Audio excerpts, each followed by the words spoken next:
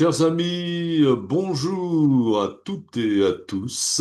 Voilà, bienvenue pour ce nouveau partage de l'Évangile. Et on va parler, ça va être un peu la suite de la dernière fois. La dernière fois, on a vu comment voir le royaume de Dieu. Et maintenant, on va voir comment entrer dans le royaume de Dieu. Il ne suffit pas de voir le royaume de Dieu, il faut évidemment entrer.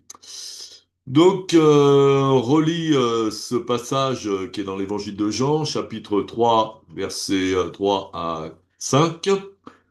Donc, c'est Nicodème, donc un pharisien qui vient de nuit pour poser des questions à Jésus. Voilà, il vient la nuit parce que il voulait pas se faire voir, hein. Jésus était mal vu par les pharisiens. Mais ce pharisien avait quand même envie de savoir, envie de connaître. Donc, il vient voir Jésus pour lui poser des questions.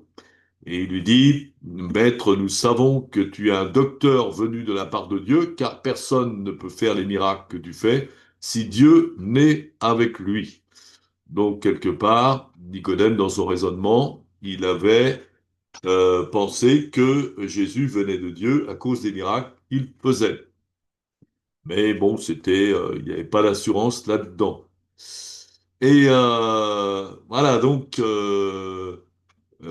On lit ce passage de l'Évangile de Jean, chapitre 3, hein, à partir du verset 3 jusqu'au verset 5.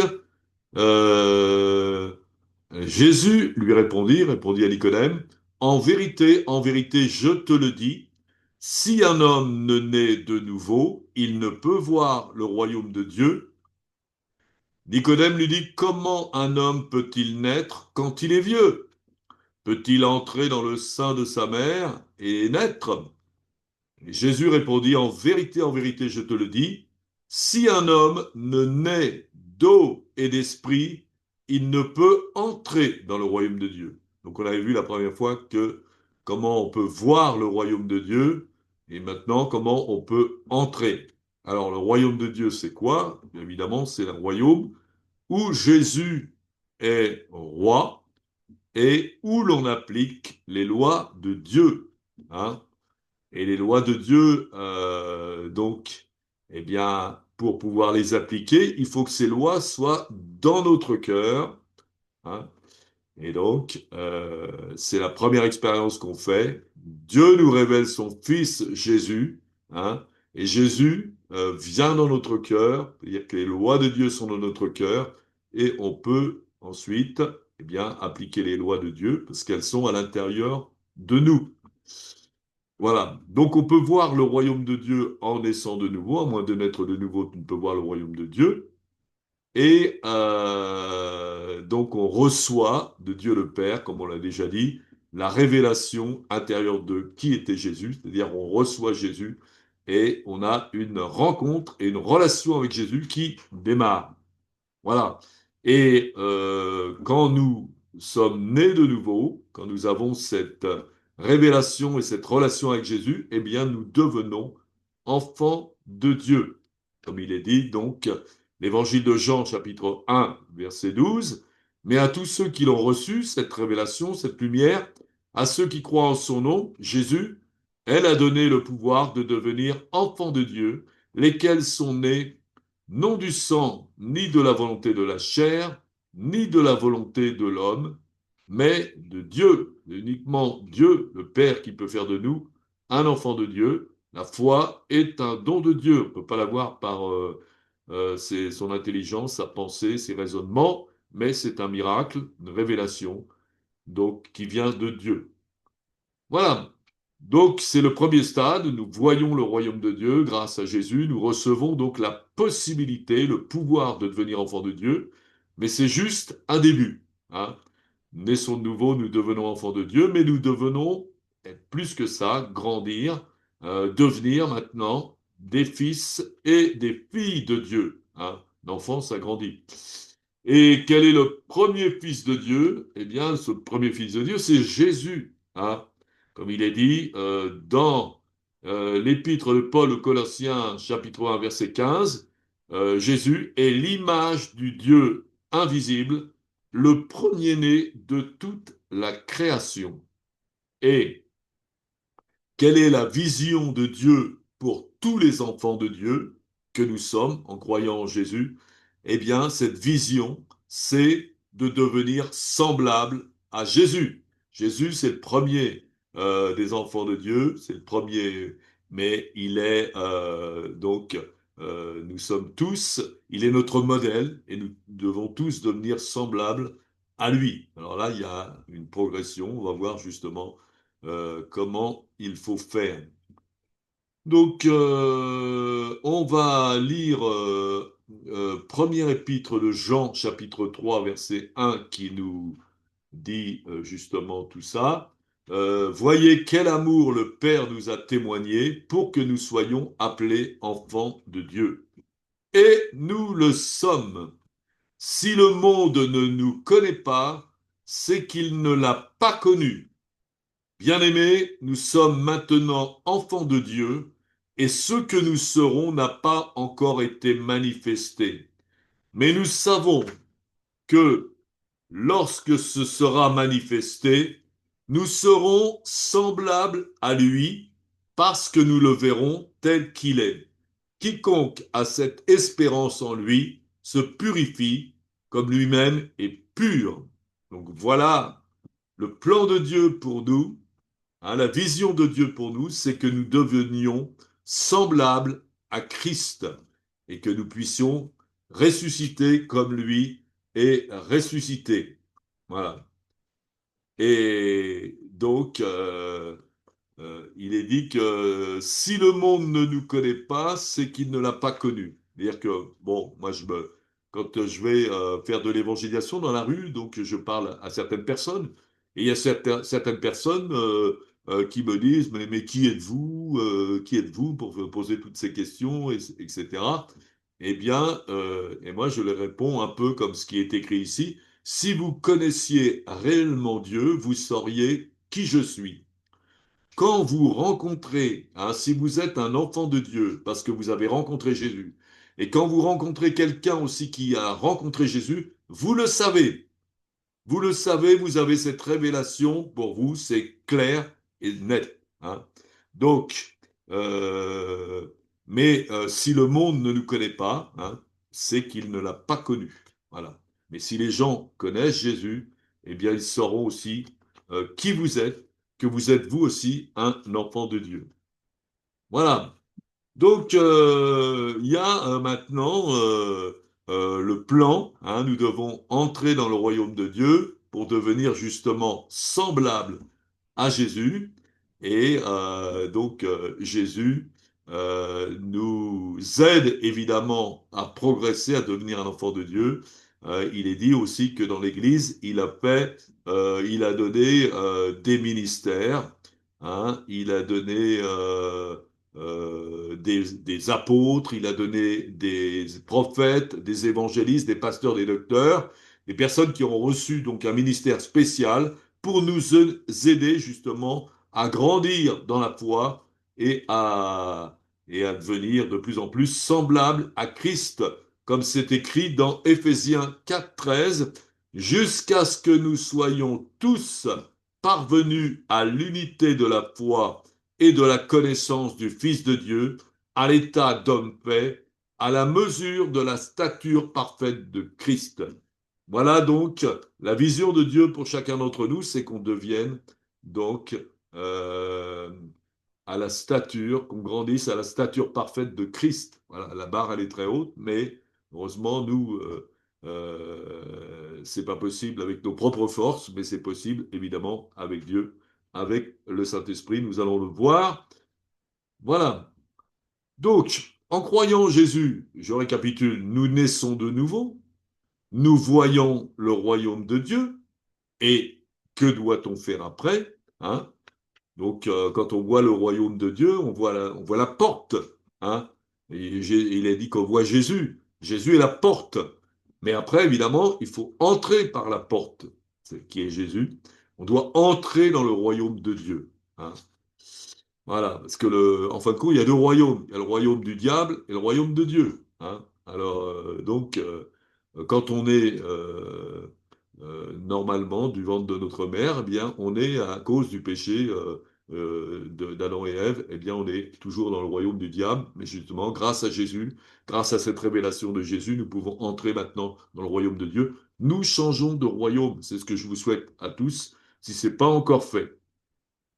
Alors, qu'est-ce qu'on doit faire d'après ce passage pour entrer dans le royaume de Dieu, d'après ce texte, Jean 3, 3, 5? On doit naître d'eau et d'esprit, comme Jésus l'a dit. En vérité, je te le dis, si un homme ne naît d'eau et d'esprit, il ne peut entrer dans le royaume de Dieu. Alors, donc la première chose, c'est naître d'eau. Hein. Alors, comment peut-on naître d'eau? Eh bien, on naît d'eau, hein, par le baptême d'eau. Par le baptême d'eau. Alors, c'est pas n'importe quel baptême. Hein, donc, le premier qui nous parle de ce baptême, bien, c'est Jésus, c'est le baptême de Jésus qu'on peut lire par exemple dans l'évangile de Marc, chapitre 1, verset 9 à 13. En ce temps-là, Jésus vint de Nazareth en Galilée et il fut baptisé par Jean dans le Jourdain. Au moment où il sortait de l'eau, il vit les cieux s'ouvrir et l'Esprit descendre sur lui comme une colombe. Et une voix fit entendre des cieux ces paroles: Tu es mon fils bien-aimé, en toi j'ai mis toute mon affection. Aussitôt, l'Esprit poussa Jésus dans le désert, où il passa 40 jours, tenté par Satan. Il était avec les bêtes sauvages, et les anges le servaient. Donc, comment Jésus, eh bien, s'est fait baptiser dans l'eau? Il s'est fait baptiser par Jean, par une immersion totale dans l'eau, hein, plongé au fond, et il ressort de l'eau. Et voilà, parce que il est aussi écrit un peu plus loin que Jean baptisait à Hénon, près de Salim, parce qu'il y avait là beaucoup d'eau et on y venait pour être baptisé. Donc c'était pas en nous mettant 3 gouttes d'eau sur le front, mais il fallait être plongé totalement dans l'eau et ressortir de l'eau. Qui a ce plongeon dans l'eau, cette immersion totale, a une explication évidemment. Donc que signifie cette immersion totale pour Jésus, hein? Parce que Jésus, ça a un sens aussi. Le baptême de Jésus, il a un sens pour lui. Hein. C'est Jean-Baptiste qui dit, bon, ben, oh, tu viens te faire baptiser, mais c'est moi qui devrais être baptisé par toi. Hein. Donc, vous voyez que Jésus, il n'a pas besoin d'être baptisé, il était sans péché et tout. Mais en réalité, Jésus avait besoin d'être baptisé, et on va voir pourquoi. Donc, cette immersion signifie une mort. C'est comme on meurt à nous-mêmes. Eh bien, l'immersion pour Jésus signifie aussi la mort à lui-même, c'est-à-dire que, en se faisant immerger dans l'eau, Jésus accepte de mourir à sa volonté propre pour faire uniquement la volonté de Dieu. Donc, Jésus, il avait une trentaine d'années. Jusque-là, eh bien, il avait un travail comme tout le monde. Il était donc charpentier et puis il travaillait et il passait son temps à avoir une vie comme la vie de tout le monde. Mais à partir de ce baptême, tout change et il va se consacrer complètement à Dieu. Il abandonne donc la charpente et commence vraiment un ministère. Hein, et à ce moment-là, donc, ce baptême, l'immersion signifie pour lui qu'il renonce à sa volonté propre pour faire uniquement la volonté de Dieu. Et on voit que Jésus, donc, plongeait dans l'eau, et que se passe-t-il quand Jésus sort de l'eau? L'Esprit descend sur lui. On dit que l'Esprit descend sur lui comme une colombe. Et là aussi, ça a un sens. Que signifie que signifie cette expérience pour lui, hein? Eh bien, Jésus, en recevant l'Esprit, il commence une vie conduite par l'Esprit. Donc, on voit tout de suite, hein, d'ailleurs c'est marqué aussitôt, l'Esprit poussa Jésus dans le désert. Hein.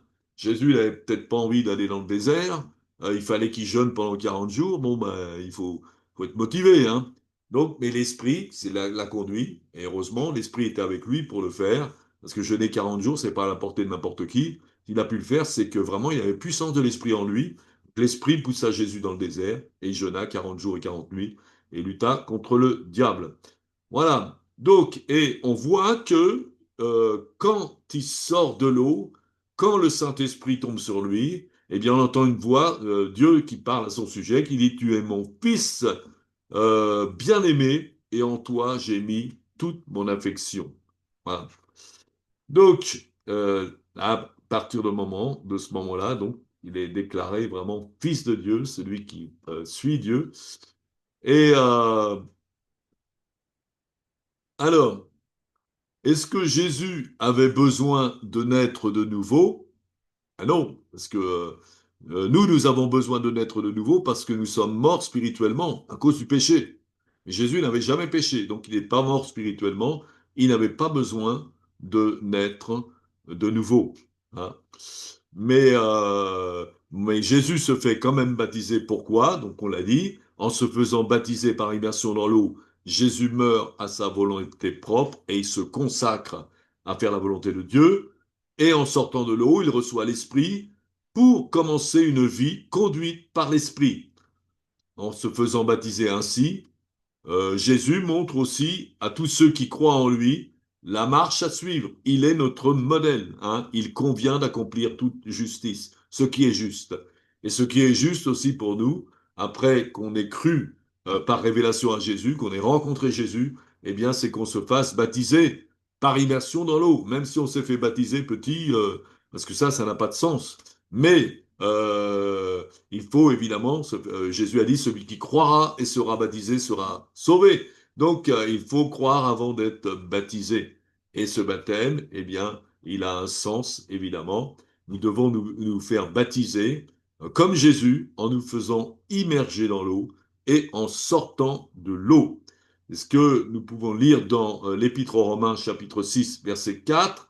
Nous avons donc été ensevelis avec lui par le baptême en sa mort, afin que comme Christ est ressuscité des morts par la gloire du Père, de même, nous aussi, nous marchions en nouveauté de vie. Donc, le baptême présente aussi une mort et une résurrection. Hein, une mort à travers donc la croix de Jésus. Quand Jésus est monté sur la croix, il est mort. Il est dit que nous sommes aussi morts avec lui. Hein, comme dira l'apôtre Paul, j'ai été crucifié, crucifié en lui. Et en ressuscitant, vraiment, nous renaissons avec l'Esprit de Dieu en nous. Et ce n'est plus moi qui vis, c'est Christ qui vit en moi, ce que nous dit Paul. Donc, l'immersion dans l'eau, eh bien, ça a un sens. Nous avons été ensevelis complètement avec lui par le baptême en sa mort. L'homme pécheur que nous étions est mort. Nous mourrons à notre vie ancienne et à notre volonté propre maintenant. Et nous voulons nous consacrer pour faire la volonté de Dieu, comme Jésus l'a fait. Donc, la sortie de l'eau, eh bien, ça correspond pour nous la même chose. En sortant de l'eau, nous commençons une vie nouvelle conduite par l'esprit, hein. Et donc, bon, enfin, moi personnellement, bon ben, quand j'ai cru en Jésus par révélation à l'âge de 28 ans, eh bien, j'ai dit à ma maman, je vais me faire baptiser. Et elle m'a dit, mais on t'a déjà baptisé quand tu étais petit. Oui, mais c'est pas moi qui me suis engagé, c'est vous. Tandis que moi, Jésus, je le connais maintenant, je l'ai rencontré, il vit en moi, et je décide de consacrer ma vie, hein, de ne plus faire ma volonté propre, mais la volonté de Dieu. Donc, la sortie de l'eau, eh bien, signifie la même chose pour nous, que nous commençons une vie conduite par l'Esprit. Et quand je me suis fait baptiser dans l'eau entièrement, je suis sorti de l'eau dans une église évangélique, eh bien, j'ai été aussi rempli de l'Esprit, hein. J'avais l'impression d'être au ciel, vraiment la présence de Dieu était en moi. Voilà. Et Dieu nous remplit de son Esprit. Donc, après le baptême d'eau, qu'est-ce qu'on doit vivre? eh bien, on doit vivre le baptême du Saint-Esprit, être rempli d'Esprit pour faire la volonté de Dieu. Voilà. Donc, alors ça, bon, il peut y avoir des variantes, hein, parce que dans la Bible, dans les Actes des Apôtres, on voit par exemple certains qui reçoivent le Saint-Esprit avant le baptême d'eau. Hein. Ça peut arriver. Des gens qui sont prêts, qui sont déjà repentis, qui veulent se consacrer à Dieu, qui ont commencé quelque part à se consacrer à Dieu. C'est comme le centurion Corneille. Eh bien, ils sont baptisés d'Esprit avant d'être baptisés de l'eau. Mais après, on les baptise quand même de l'eau. Voilà, on va lire maintenant Acte 8, verset 12. Mais quand ils eurent cru à Philippe, donc Philippe était un évangéliste qui annonçait la bonne nouvelle et qui faisait des miracles, qui parlait à des gens, et il y a beaucoup de gens qui ont cru Philippe à cause des miracles aussi et de sa prédication. Et donc quand ils eurent cru à Philippe qui leur annonçait la bonne nouvelle du royaume de Dieu, Philippe c'était un apôtre, et du nom de Jésus-Christ, des hommes et femmes se firent baptiser. Voilà, c'est automatique. Quand vous croyez par révélation à Jésus, hein, quand vous avez reçu la foi en Jésus, la révélation de qui est Jésus, vous recevez Jésus dans votre cœur, eh bien, vous devez vous faire baptiser. Suis immédiatement. Donc, il est dit qu'ils se font baptiser. Simon lui-même crut, et après avoir été baptisé, il ne quittait plus Philippe. Et il voyait avec étonnement les miracles et les grands prodiges qui s'opéraient. Les apôtres qui étaient à Jérusalem, on parle donc des autres, Pierre et Jean par exemple, ayant appris que la Samarie avait reçu la parole de Dieu, y envoyèrent Pierre et Jean. Ceux-ci, arrivés chez les Samaritains, prièrent pour eux afin qu'ils reçussent le Saint-Esprit, car il n'était encore descendu sur aucun d'eux. Ils avaient seulement été baptisés du nom du Seigneur. Donc, euh, après le baptême d'eau, nous devons vivre le baptême du Saint-Esprit. Hein. En vérité, je te le dis, si un homme ne naît d'eau et d'esprit, il ne peut rentrer dans le royaume de Dieu. Voilà. Mais ça peut être une personne qui vous baptise dans l'eau et d'autres personnes qui vous baptisent du Saint-Esprit, comme c'était le cas ici. Parce que l'Église, c'est un tout. Hein. C'est pas une personne seule qui fait les disciples, mais c'est l'Église tout entière qui fait les disciples. Et chacun a reçu des dons. Il y en a qui ont des dons pour imposer les mains et pour transmettre la puissance du Saint-Esprit, le baptême du Saint-Esprit. Et puis, voilà, mais un évangéliste en général, bon, bah, il va annoncer l'évangile, il va faire que les gens puissent croire en Jésus et il peut les baptiser aussi aussitôt. Hein. Mais quelquefois, on doit faire appel à d'autres personnes, d'autres membres de l'Église pour apporter le baptême du Saint-Esprit comme c'est le cas. Voilà, donc après, nous étions enfants de Dieu par la révélation de Jésus et maintenant nous progressons parce que nous devenons des fils de Dieu. Comme il est dit dans l'Épître aux Romains, chapitre 8, verset 14, car tous ceux qui sont conduits par l'Esprit de Dieu sont des fils de Dieu. Nous devenons fils de Dieu, comme Jésus, quelque part. Hein. Jésus, c'est le premier-né, mais nous naissons de nouveau. Maintenant, nous devenons aussi des fils de Dieu. Hein. Donc, à ce moment-là, nous pouvons entrer dans le royaume de Dieu. Nous avons vu le royaume de Dieu et nous pouvons entrer maintenant que nous sommes baptisés de l'eau et que nous avons reçu le Saint-Esprit.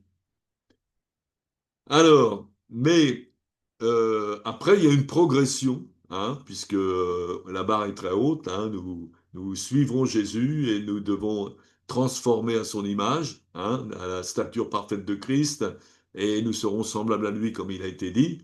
Donc, il y a toute une progression et c'est pas si facile que ça. Hein. C'est ce que Jésus dit dans l'évangile de Matthieu, chapitre 11-12. Depuis le temps de Jean-Baptiste, jusqu'à présent, le royaume de Dieu est forcé, et ce sont les violents qui s'en emparent. Alors, ce n'est pas les violents qui embêtent les autres et qui sont méchants, mais c'est ceux qui se font violence. C'est pas aussi facile que ça. Alors, à quoi et à qui devons-nous faire violence? Eh bien, premièrement, nous devons faire violence à notre chair, à notre volonté propre. hein. Notre volonté, en général, on veut faire ce qu'on veut. Mais quand on s'est consacré à Dieu, on fait plus ce qu'on veut. On fait ce que Dieu veut. Donc, il y a des efforts à faire, hein. Il faut se faire violence, hein. Et vous devez obéir à l'esprit et suivre l'esprit. Hein, c'est ce que nous dit l'Épître aux Romains, chapitre 8, verset 13. Si vous vivez selon la chair, c'est-à-dire selon votre envie, selon votre volonté propre, eh bien, vous mourrez. Mais si par l'esprit, vous faites mourir les actions du corps, vous vivrez. Donc, c'est grâce à l'esprit que nous avons reçu et qui a une puissance et par lequel nous pouvons faire mourir les actions du corps, résister au péché et à notre volonté propre pour faire ensuite la volonté de Dieu. Et à ce moment-là, vous vivrez. Donc, que devons-nous faire pour faire mourir les actions du corps, les actions de notre volonté propre? Eh bien, Paul nous dit dans Colossiens 3,5, faites donc mourir les membres qui sont sur la terre, l'impudicité, l'impureté, la passion, les mauvais désirs et la cupidité qui est une idolâtrie. Donc, le péché quelque part, hein, toute envie de faire le péché. Voilà. Euh, donc, l'impudicité, eh bien, bon, le dictionnaire Larousse nous dit caractère, comportement d'une personne qui transgresse sciemment et sans honte les convenances sociales en matière de sexualité, actes ou paroles impudiques. Hein. Bon, il y a qu'à voir ce qui se passe un peu dans le monde. On sait que ça existe, mais en tant que chrétiens, nous pouvons être aussi tentés et nous devons résister. Et par l'Esprit, nous y arrivons. Hein, comme l'Évangile de Matthieu dit, mais moi, je vous dis que quiconque regarde une femme pour la convoiter a déjà commis un adultère avec elle dans son cœur. Donc, nous ne pouvons pas le faire avec notre force propre, mais nous devons être remplis de l'Esprit, et par l'Esprit, nous pouvons faire mourir ces choses, résister au péché, être transformés et libérés complètement. Aussi faire mourir l'impureté. L'impureté, c'est quoi? Bon, si vous faites de la chimie, bien, un corps pur, c'est un corps sans mélange. Donc, impureté, ben, c'est quelqu'un qui a des mélanges. On peut avoir des pensées impures, c'est-à-dire on pense à Dieu quelque part, mais on pense en même temps à d'autres choses. On veut prier, mais on pense à peut-être, on a faim, on pense au repas, des bonnes choses et tout. Donc, il y a aussi de lutte, hein. On peut pas faire tout à la fois. Et nous devons résister à toutes ces envies charnelles et avoir des pensées toutes à Dieu. Comme David le disait dans le psaume 139, sonde-moi, ô Dieu, et connais mon cœur, éprouve-moi, connais mes pensées, regarde si je suis sur une mauvaise voie, et conduis-moi sur la voie de l'éternité. La voie de l'éternité, c'est la voie de l'Esprit. Hein. C'est la voie du Saint-Esprit.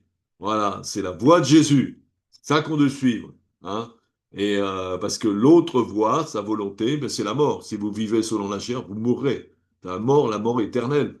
Bon, mais nous, on veut pas la mort éternelle, on veut la vie éternelle. On veut obéir à Jésus toute notre vie. Voilà. Et donc, il y a aussi les passions. Hein, les passions, on peut, en tant que chrétien, être passionné à quelque chose qui nous éloigne de Dieu quelque part, parce qu'on va employer plus notre temps pour notre passion que notre temps à servir Dieu. Donc, il y a un combat aussi. Il faut faire mourir les passions. Hein. Je me rappelle d'un pasteur qui parlait d'un de ses membres quand il venait à l'église. Bon, mais il chantait pas beaucoup, enfin, on ne l'entendait pas chanter. Il n'avait pas l'air tellement emballé, tout ça. Et puis le pasteur, après, lui parle, lui dit, bon, ben, quand tu viens à l'église, bon, t'as pas l'air d'avoir envie vraiment de louer le Seigneur, t'as pas l'air emballé, tout ça. Il dit, oui, mais moi, je suis intérieur, donc j'exprime pas mes sentiments, c'est à l'intérieur, mais à l'intérieur. Ah bon, d'accord. Et puis un jour, ce gars-là, lui, il était passionné par le foot, et il invite son pasteur à un match de foot, je sais pas, c'est important, Et puis, ils vont tous les deux voir le match de foot. Et puis, bon, il y a de l'ambiance dans un match de foot, dans un stade. Et puis lui, au moment de, pendant le match de foot, là, il se libère complètement et on le voit crier, on le voit pousser des cris. Et à ce moment-là, il est plus le même. Hein. Le pasteur, il le reconnaît pas. À l'église, il dit rien, mais là, il est complètement hors de lui et tout ça. Et en fin de compte, voilà. Parce que pourquoi la passion du foot, c'était plus important que la passion de Dieu? Pourtant, Dieu, il a dit, tu aimeras le Seigneur, ton Dieu, de tout ton cœur, de toute ton âme et de toute ta force, toute ta pensée, ton prochain comme toi-même. Hein? Je me rappelle aussi, bon, quand on va dans les campagnes aussi, des fois, j'avais assisté à des messes et puis, donc, dans un premier temps, c'est dans les petits villages, eh bien, on chantait des chants de Jésus, hein, comme on fait dans toutes les messes, des chants à la gloire de Jésus. Bon. Et puis finalement, il n'y avait pas grand monde qui chantait. Hein, la plupart des gens ne chantaient pas. Bon, moi, je connaissais un peu je suis d'origine catholique, je connaissais les chants à la gloire de Jésus, donc je chantais de tout mon cœur. Et bon, j'étais un peu un des seuls à chanter, parce qu'il n'y avait pas beaucoup qui chantaient, à part peut-être la personne qui dirigeait les chants. Et à la fin de la messe, bon, le curé il dit, bon, bah, maintenant, on va faire une prière à Marie. Et là, d'un seul coup, eh bien, tout le monde se lève et les gens prient Marie de tout leur cœur. Hein. Donc il y avait quelque part quelque chose, pour Jésus, disait pas grand-chose, mais pour Marie, c'était à fond. Donc il y avait une espèce de passion, hein, pour Marie. Mais qui c'est qui nous a sauvés? Qui c'est qui nous fait naître de nouveau? C'est Jésus, c'est pas Marie. Donc notre passion, et Jésus, il est Dieu. Marie, c'est une simple femme. Donc nous avons d'avoir une passion pour Jésus, pas pour Marie. Hein. On doit aussi se libérer de ça, parce que ça, c'est avoir une passion pour un être, une femme, c'est de l'idolâtrie. Hein. On doit seul avoir la passion, adorer Dieu, évidemment. Voilà, donc il y a aussi la cupidité. La cupidité, c'est toujours vouloir posséder toujours plus, avoir plus d'argent, etc. Voilà, compter plus sur tout le bien qu'on a sur la terre, augmenter, tout ça. Hein. Mais Jésus nous dit, vous ne pouvez pas servir Dieu et l'argent. Hein. Et à cause de ça, on ne peut pas suivre Jésus. C'est comme le jeune homme riche hein, suivait tous les commandements, mais Jésus lui dit, bon, c'est bien, mais il te manque une chose, vends tout ce que tu as et suis-moi. Puis ce jeune homme, il ne pouvait pas suivre Jésus parce qu'il était attaché à son argent. Donc il ne pouvait pas faire ça. Hein. Il faut être vraiment libérant. Nous avons besoin de nous libérer tout ce qui empêche notre consécration. Et c'est comme ça que nous pouvons grandir et devenir un enfant de Dieu. Et nous le faisons forcément donc, nous devons passer par ces naître d'eau et d'esprit, baptême de l'eau et baptême du Saint-Esprit, et nous devons marcher par l'esprit en étant remplis de l'esprit, et à ce moment-là, nous recevons la force de résister et d'être libérés maintenant de tout ce qui nous empêche de nous consacrer à Dieu. Et nous devons aussi faire violence à notre volonté, comme Jésus le dit, ceux qui me disent Seigneur, Seigneur, n'entreront pas tous dans le royaume des cieux, mais celui-là seul qui fait la volonté de mon Père qui est dans les cieux. Voilà. Donc, c'est pas de dire Seigneur, Seigneur. Moi, je crois en Jésus, je dis Seigneur, ou je peux même chanter des cantiques, mais c'est pas ça qui intéresse Dieu. Ce qui intéresse Dieu, c'est que vous lui obéissiez, vous suivez l'Esprit, vous mettez en pratique la parole de Dieu. C'est comme ça qu'on est un chrétien. Hein. Et c'est comme ça que Dieu peut le transformer. C'est comme ça qu'on peut porter du fruit. Hein. Et c'est comme ça qu'on peut aussi être des vrais témoins. Voilà. Euh, mais c'est difficile, hein, il faut se faire violence, et Jésus s'est fait violence. Hein. On voit que, par exemple, quand il était, juste avant de monter sur la croix, il était dans le jardin Gethsémanée, donc il voulait que ses disciples prient avec lui, ils n'y arrivaient pas, ils s'endormaient, c'était pas des violents dans ce temps-là. Et lui, à ce moment-là, il priait, il a dit qu'il priait avec une extrême ardeur. Il priait en suant sang et eau, hein. Et parce que, bon, évidemment, c'était dur pour lui, il devait aller sur la croix, il savait la mort qui l'attendait. Bon, il n'y était pas de gaieté de cœur, hein, il s'est fait homme. Mais heureusement, donc, il a demandé aussi à Dieu de l'aider, et Dieu lui a envoyé un ange pour le fortifier. Et pendant la nuit, quand les gens sont arrivés pour l'attraper, eh bien, il était complètement libéré de toute angoisse et de toute peur. Il est allé directement vers lui, vers ceux qui voulaient l'attraper.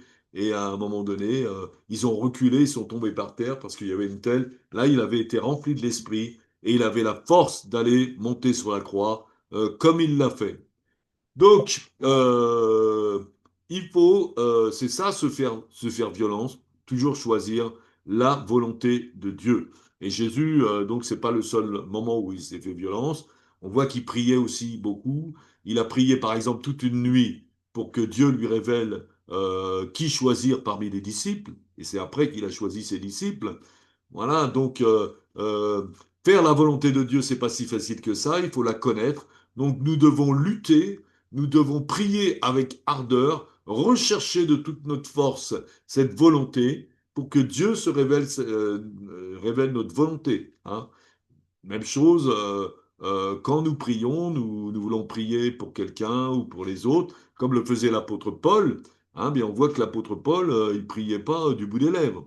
Il priait, il est dit jour et nuit, avec une extrême ardeur. Donc il se faisait violence. Hein.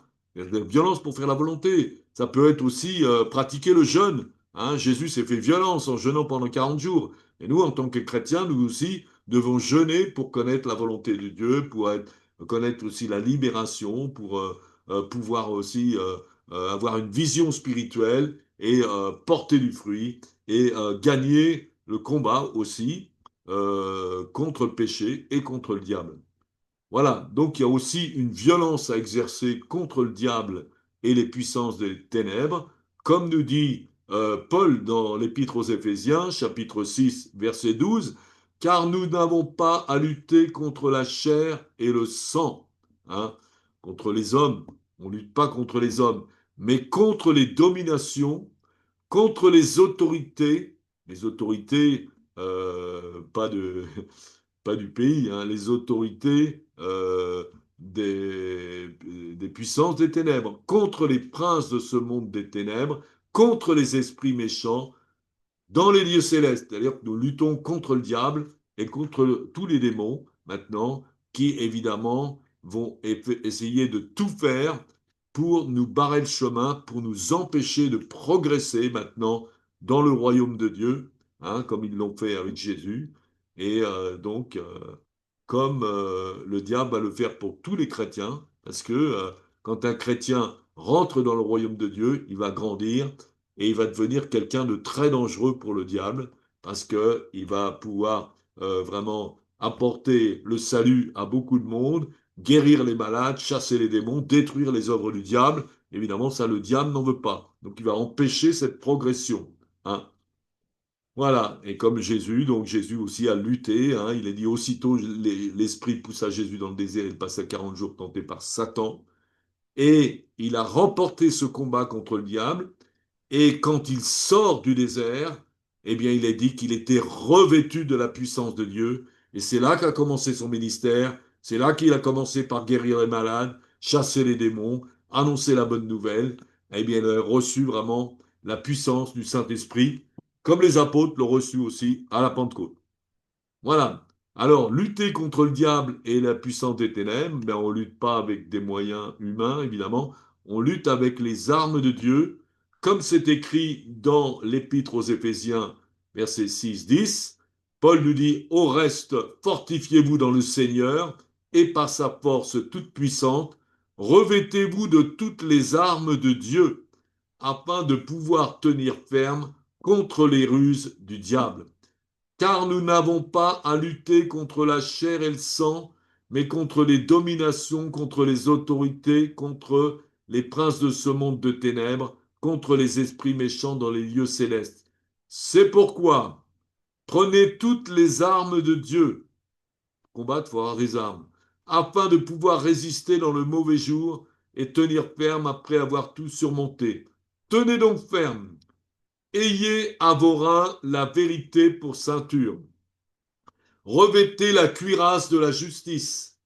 Mettez pour chaussure à vos pieds le zèle que donne l'évangile de paix. Prenez par-dessus tout cela le bouclier de la foi, avec lesquels vous pourrez éteindre tous les traits enflammés du malin. Prenez aussi le casque du salut et l'épée de l'esprit, qui est la parole de Dieu. Faites en tout temps par l'esprit toutes sortes de prières et de supplications. Veillez à cela avec une entière persévérance et priez pour tous les saints. Hein, les saints, c'est pas les gens qui sont dans le ciel. Les saints, c'est les chrétiens comme nous qui ont rencontré Jésus. Voilà, donc voilà toutes ces armes. Hein, on nous parle de la vérité pour ceinture. Hein, ben, la vérité, c'est voilà. Et, Dieu nous demande de marcher dans la vérité, bien sûr. Hein, parce que si nous marchons dans le mensonge, eh bien, nous marchons plus avec Jésus. Jésus, c'est la vérité. Nous marchons avec le diable. Hein. Donc, évidemment, il faut pas être hypocrite. Hein. Vraiment marcher dans la vérité. Et on doit dire aimer dans la vérité, ce que nous demande aussi Dieu, pas faire semblant, hein, et vraiment marcher dans cette vérité. Et c'est une force. La vérité est une puissance. Hein, comme dirait le proverbe, le mensonge tient un instant, mais la vérité tient toujours. Celui qui ment, il finit toujours par se faire avoir. Mais la vérité, eh bien, c'est important. Donc, en tant que chrétiens, nous devons dire la vérité. Revêtir la cuirasse de la justice, hein, eh bien, la cuirasse de la justice, eh bien, vous savez, le diable, on l'appelle l'accusateur des frères. Il veut toujours nous culpabiliser, hein, et c'est ça qui nous détruit, ça nous enlève toute notre force. Il est dit que quand nous avons reçu Jésus dans notre cœur, eh bien, nous avons été justifiés. Donc, nous ne sommes plus des pécheurs, mais des justes, grâce à Jésus. Donc, quand on a des pensées maintenant qui viennent nous abattre, qui viennent nous culpabiliser, eh bien, nous pouvons nous en défaire. Nous pouvons les rejeter maintenant, toutes ces pensées, et les vaincre. Ça, c'est la cuirasse de la justice. Et aussi les chaussures à vos pieds, le zèle que donne l'évangile de paix. Voilà. Eh bien, quand on a reçu Jésus, hein, quand vous avez rencontré Jésus, vous n'avez qu'une envie, c'est en parler avec tout le monde. Vous savez que Jésus a été la solution pour vous, mais c'est la solution pour le monde entier. Et quand vous êtes libéré complètement de la peur des hommes, eh bien, vous pouvez aller maintenant témoigner de Jésus, annoncer Jésus à tout le monde, et ça va vous donner une grande force. Et vous allez être fortifié que Jésus a dit, celui qui me confessera devant les hommes, je le confesserai devant Dieu. Et Dieu va nous aider et nous permettre de vaincre le diable. On n'aura plus peur. On n'aura plus peur des hommes. On aura simplement le désir d'obéir à Dieu et d'annoncer sa bonne nouvelle. Et on va être beaucoup plus fort. Prenez aussi le bouclier de la foi. Hein. Le bouclier, c'est quoi un bouclier? Un bouclier, ben, c'est quelque chose qui nous permet d'arrêter les flèches. Et le diable nous envoie des flèches. Et c'est quoi ces flèches? C'est les mauvaises pensées, c'est les mauvaises paroles qui peuvent venir à travers du diable, mais à travers des gens qui nous disent des mauvaises paroles. Et ça nous fait du mal. Mais c'est là qu'il faut, par la foi, on les rejette maintenant. On brise, on dit que ces paroles, c'est des mensonges. Nous refusons les mensonges, mais nous croyons Dieu et nous croyons la vérité. Nous avons donc ce bouclier de la foi. Par la foi, maintenant, et la foi vient de ce qu'on entend vient de la parole de Dieu. C'est la foi dans la parole de Dieu qui nous protège maintenant de croire les mensonges du diable. Voilà. Et donc avec le bouclier de la foi, avec lequel vous pourrez éteindre tous les traits enflammés du malin. Voilà, ce bouclier de la foi nous permet d'éteindre les traits enflammés du malin. Prenez aussi le casque du salut. Hein. Eh bien, le casque, en général, dans un combat, eh bien, il faut se protéger la tête, comme les guerriers qui mettent des casques. Hein. Et le casque, ça nous empêche de mourir. Le casque du salut, le salut, c'est quoi? C'est la promesse de la vie éternelle. Eh bien, quand nous croyons en Jésus, nous avons cette promesse de la vie éternelle. Donc, nous avons plus peur de perdre la vie, puisque nous avons déjà la vie éternelle. Et puis aussi, l'épée de l'esprit. L'épée de l'esprit, ben, c'est la parole de Dieu. Hein. Donc cette parole, eh bien, on voit que Jésus, quand il a été tenté, confronté avec le diable, il s'est défendu avec cette épée de l'esprit. C'est-à-dire que le diable lui disait certaines choses et Jésus dit, il est écrit, et il a vaincu le diable qui est parti. Voilà. Donc la parole de Dieu, c'est quelque chose qui est tout puissant. Hein, et cette épée de l'esprit, alors faut pas dire n'importe quoi, c'est pas le fait de prononcer n'importe quel verset, mais c'est de suivre l'Esprit qui va nous donner une parole de Dieu qui va nous permettre maintenant de vaincre ou d'annoncer l'Évangile dans certaines conditions. Il va nous inspirer maintenant et c'est cette épée de l'Esprit qui va pouvoir nous aider à remporter le combat, délivrer les gens aussi, guérir aussi, apporter la guérison et le salut. Et puis enfin, faites en tout temps par l'Esprit toutes sortes de prières. Donc, une vie consacrée à Dieu, c'est une vie de prière. Moi, Jésus qui priait souvent. Hein, il priait des fois à haute voix devant tout le monde. Et il allait des fois dans des endroits tranquilles pour prier. Voilà. Donc, ce que nous devons faire aussi, parce que la prière va nous fortifier. Hein. Quand nous prions, moi, quand je pars évangéliser, mais je commence par prier pendant assez longtemps pour avoir la force du Saint-Esprit et me permettre d'avoir la force d'aller parler à toutes sortes de personnes. Et on le reçoit, parce que la prière, il dit que la prière du juste est d'une grande efficacité.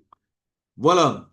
Et donc, il faut aussi, Jésus nous demande aussi, pour entrer dans le royaume de Dieu, c'est alors une demande un peu spéciale, hein, euh, à un moment donné, vous avez, donc quand Jésus va dans les villages pour guérir les gens, il y a des grandes foules qui le suivent, et puis à un moment donné, il y a les gens qui leur apportent leurs petits-enfants, bébés, petits-enfants et tout, pour que Jésus les bénisse. Puis les disciples, ils disent, non, non, allez, dehors, c'est des choses sérieuses et tout, hein, pas les petits-enfants, non, ça. Et Jésus est complètement, comment dirais-je, scandalisé. Il dit, laissez venir à moi les petits-enfants. Le royaume de Dieu est pour ceux qui leur ressemblent.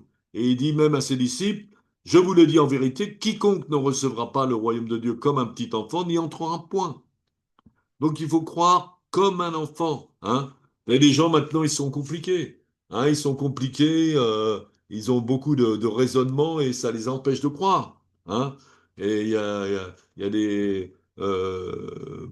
alors que c'est tout simple, on doit être comme un enfant. Moi, je me rappelle d'une chrétienne qui m'avait appelé un jour et puis elle avait dit voilà ben je vous appelle parce que ça fait des mois et des mois que je vis un enfer.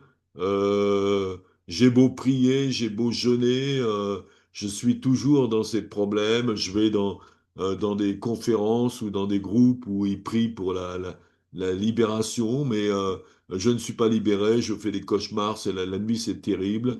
Pourtant, je jeûne, je prie, ça marche pas. Qu'est-ce qu'il faut que je fasse? Et alors, je lui ai dit, mais tu crois en Jésus, le Fils de Dieu, qu'il est mort et qu'il est ressuscité, qu'il est mort sur la croix pour tes péchés? Il me dit oui. Bon, et tu crois que Dieu est ton Père? Tu crois que tu es devenu, en croyant en Jésus, un enfant de Dieu? Il me dit oui.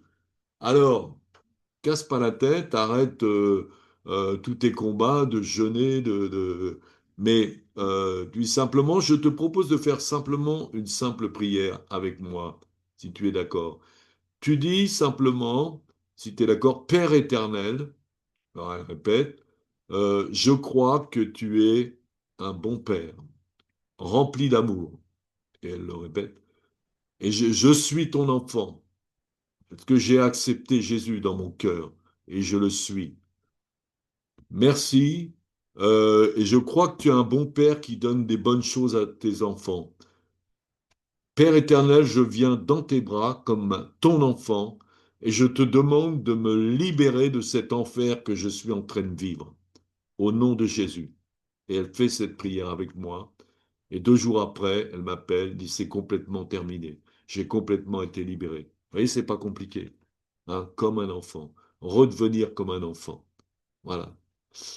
Et voilà. Et ensuite, donc, euh, plus on va entrer dans le royaume de Dieu et grandir, eh bien, plus Dieu va nous fortifier, hein, comme il a fortifié les apôtres, à qui il avait dit, vous recevrez une puissance, le Saint-Esprit survenant sur vous, vous serez mes témoins, à Jérusalem, dans toute la Judée, dans la Samarie et jusqu'aux extrémités de la terre. Voilà. Mais c'est pas tous les chrétiens qui font ça, parce que, comme on l'a dit tout à l'heure, il y a un prix à payer. Il faut se faire violence, il faut persévérer, hein, il faut renoncer à sa volonté propre, il faut se consacrer, alléluia, et prier aussi avec le Saint-Esprit, prier sérieusement. On voit que l'apôtre Paul, il priait sérieusement. Il priait jour et nuit avec une extrême ardeur pour des choses. Voilà. Eh bien, nous devons être des violents pour le royaume de Dieu et prier, et Dieu va nous fortifier, et Dieu va nous permettre de grandir maintenant et de faire des mêmes choses que Jésus. Il est dit, Jésus vous fera aussi des choses plus grandes que moi, encore plus grandes que lui. Ça ne paraît pas croyable, mais c'est ce qu'il a dit, la vérité. Voilà, que le Seigneur vous bénisse, hein, et puis que vous puissiez non seulement voir le royaume de Dieu en recevant Jésus dans votre cœur, mais aussi rentrer dans le royaume de Dieu et grandir maintenant et devenir ses fils et ses filles de Dieu pour vraiment accomplir la volonté de Dieu et vraiment être en bénédiction et grandir à la stature parfaite de Christ. Alléluia, soyez bénis. Voilà, que le Seigneur vous visite et vous remplisse chacun d'entre vous. Amen.